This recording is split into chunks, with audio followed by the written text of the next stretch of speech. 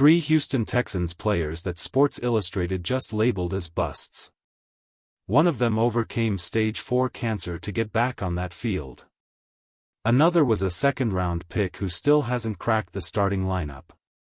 And the third, his job might already be gone before the season even starts. Today we are breaking down whether these guys are truly done, or whether they are about to shock everybody. If this kind of deep Texans breakdown gets you fired up, do us a favor right now and hit that like button, share this with a fellow Texans fan, and subscribe so you never miss a thing. Let's start with the tight end room, because things are getting very real very fast.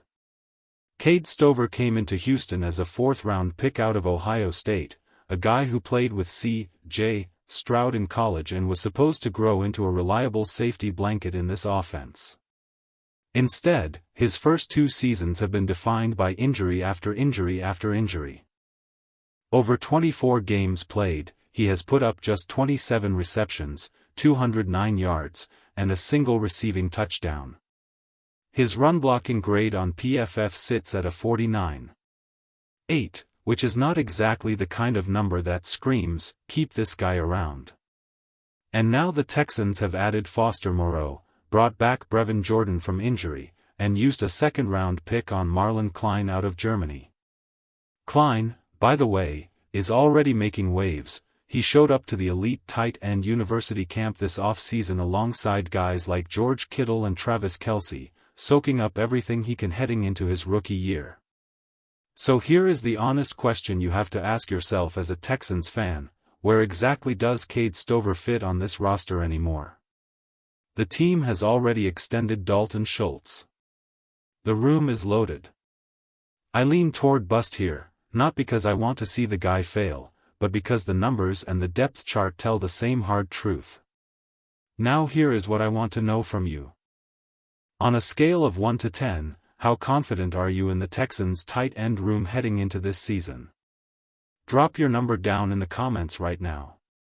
1 means you are worried sick, 10 means you think Houston has the most complete group in the league. I genuinely want to see where Texans Nation stands on this. Moving on to the offensive line, and this one stings because the potential was supposed to be enormous. Blake Fisher was a second-round pick, 59th overall, out of Notre Dame. When you invest that kind of draft capital in a young offensive tackle, the expectation is that within a year or 2, you have a cornerstone starter at that position for the next decade. That has simply not happened. Last season Fisher was deployed primarily as a 6th offensive lineman in heavy formations rather than as a traditional starting tackle. That is a creative use of a roster spot, but it is not what you draft someone in the 2nd round to do. And now Houston has gone out and added Braden Smith in free agency, re-signed Trent Brown, and continued to build up the entire offensive line around Fisher instead of building it around him. That is a telling sign. Here is the thing though, and I want to be fair, Blake Fisher is only 23 years old. There were players drafted in that same class who were older than him.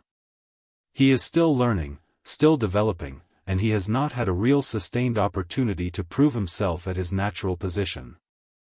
I am not ready to write him off completely. He could still develop into a quality swing tackle or even earn a starting job, whether in Houston or somewhere else. But the pressure on him this season is absolutely real, and the margin for error has shrunk considerably. Question of the day, and I want you to answer this one in the comments: do you think Blake Fisher can ever develop into a legitimate starting tackle in the NFL, or has his window in Houston already closed? Let's hear it. Now for the most emotionally charged name on this list. Dylan Horton. If you know the story, you already know why this one hits differently. Horton was drafted by the Texans in the 4th round out of TCU back in 2023. But before he ever got a real chance to establish himself as a pro, he was diagnosed with stage 4 Hodgkin lymphoma. Let that sink in for a second. Not a pulled hamstring. Not a torn ACL. Stage 4 cancer. He stepped away from football, went through chemotherapy, went through radiation, and in March of 2024 he was declared in remission. He finished treatment in May, rang that bell, and came back to play in the NFL again. That alone deserves an enormous amount of respect, and frankly it makes it very difficult to throw the bust label on him. Statistically last season, Horton posted half a sack, 26 tackles, a tackle for loss, and a forced fumble. Those numbers are modest, but you genuinely have to factor in everything his body had been through. This was a man who was fighting for his life not long before he was fighting off offensive tackles on Sundays. Out of the 3 players on this list, Dylan Horton is actually the one I think has the best shot at a breakout. He is going to be hungry. He is going to have a chip on his shoulder the size of Texas. And with Will Anderson and Danielle Hunter commanding so much attention from opposing offenses, there will be opportunities for the guys behind them to make plays. Horton is the one I am rooting for the hardest, and I fully believe he can step up and make some noise this season. The one area of concern the entire fanbase keeps circling back to is that depth behind Anderson and Hunter. It is real. It is the one glaring vulnerability on what is otherwise a very talented Texans defense.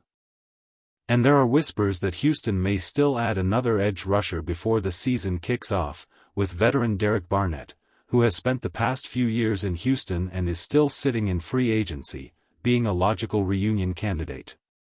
That would make a lot of sense for both sides. Finally, let's talk about the elephant in the room, because it just got confirmed once again. C.J. Stroud is not close to getting a contract extension done. ESPN's reporter covering the Texans put it plainly, as of late June, the two sides are not near a deal. And the reason is not hard to understand. Stroud threw 4 interceptions against the Kansas City Chiefs in the AFC divisional round last postseason. When a quarterback extension could be worth somewhere between $55 and $60 million per year, a performance like that in the biggest game of the season creates real hesitation on both sides. Every source close to the organization and every insider covering this team is saying the same thing: this is shaping up to be a prove-it year for C.J. Stroud. And honestly, maybe that is not the worst thing in the world. A motivated Stroud, playing for the biggest contract of his life, going out and trying to erase the memory of that playoff performance. That version of C.J. Stroud is dangerous.